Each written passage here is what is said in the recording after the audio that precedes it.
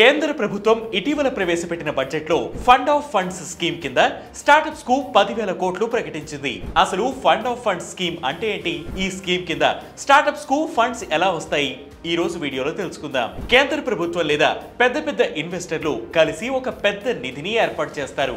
ఈ నిధిని fund of funds లేదా మల్టీ మేనేజర్ ఇన్వెస్ట్మెంట్ అంటారు. ఇదొక పెట్టుబడి నిధి. నేరుగా స్టార్టప్లకు పెట్టుబడి పెట్టకుండా వాటికి పెట్టుబడి పెట్టే వెంచర్ క్యాపిటల్ ఫండ్స్ కు నిధులను అందిస్తుంది. ఫండ్ ఆఫ్ ఫండ్స్ కేవలం వెంచర్ క్యాపిటల్ కు మాత్రమే పరిమితం కాదు. Private equity, real estate, mutual funds విభాగాల్లోనూ ఫండ్ ఆఫ్ ఫండ్స్ అనే కాన్సెప్ట్ ఉంటుంది. ప్రభుత్వం ఇతర సంస్థల మద్దతుతో స్టార్టప్ ఎకోసిస్టమ్ ను అభివృద్ధి చేయడంతో పాటు కొత్త వ్యాపారాలను ప్రోత్సహించడం ఈ స్కీమ్ ముఖ్య ఉద్దేశం. ప్రభుత్వం ఇతర సంస్థల మద్దతుతో స్టార్టప్ ఎకోసిస్టమ్ ను అభివృద్ధి చేయడంతో పాటు కొత్త వ్యాపారాలను ప్రోత్సహించడం ఈ స్కీమ్ ముఖ్య ఉద్దేశం. Fund of funds venture capital funds కు పెట్టుబడిని అందిస్తే ఈ ఫండ్స్ నేరుగా చిన్న మధ్యస్థాయి స్టార్టప్స్ లో పెట్టుబడిగా మారతాయి. స్టార్టప్స్ లాభాలు పొందినప్పుడు వెంచర్ క్యాపిటలిస్టులు ఆ లాభాలను తిరిగి ఫండ్ ఆఫ్ ఫండ్స్ కు అందిస్తారు. ఫండ్ ఆఫ్ ఫండ్స్ లో 3 స్థాయిల్లో పెట్టుబడి పంపిణీ కావడంతో రిస్క్ తగ్గుతుంది. స్టార్టప్స్ ను డెవలప్ చేసేందుకు వెంచర్ క్యాపిటలిస్టులు కూడా ఇంట్రెస్ట్ చూపిస్తారు.